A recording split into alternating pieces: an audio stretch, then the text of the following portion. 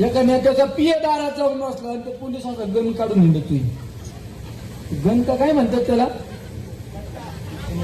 तर पिस्टल का काय, आपल्याला तर काय माहित नाही. आपल्याला तर काय गरज नाही पडली मला हे गनधारी घेऊन हिंडायची. तो पिस्टल काढून हिंडत होता. अरे राम भाऊ आमचा जरी साधा दिसला, माझा सारखाच आहे ना, मी पण साधा आहे, पण आम्हाला हात पण जोडता येतात आणि भाया पण वर करतायत, हे पण तुम्हाला सांगतो. दादागिरी दहशत जर माझ्या कुठल्या उमेदवारा उदर केली ना, तर पहिला निलेश लंके बाहेर काढायला लावू नका, हे तुम्हाला सांगतो. राजकारण सहनशीलतेने करतो आम्ही, लिंतेने करतो, नम्रतेने करतो. पण जर माझ्या उमेदवाराला जर कोणी चुकीच्या पद्धतीने खिंडीत आणून जर दादागिरी दहशत करायचा प्रयत्न केला ना, तर ही निलेश लंकेची गाठ आहे, हे पण तुम्हाला सांगतो. ही दादागिरी घरी ठेवायची.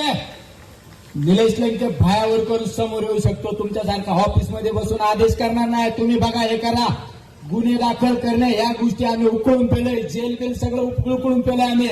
पण जर निवडणूक होऊ द्या, जनतेचा कौल आम्ही मान्य करू.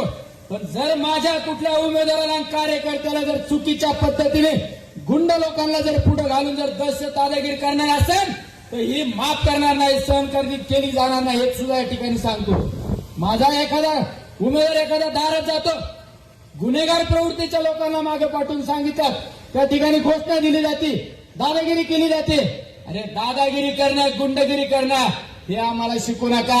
तुम्ही व्हाईट कॉलर आहे, तुम्ही काचेच्या घरात राहता, आमच्या दगड आणण्याचा प्रयत्न करू नका, हे सुद्धा या ठिकाणी तुम्हाला सांगतो.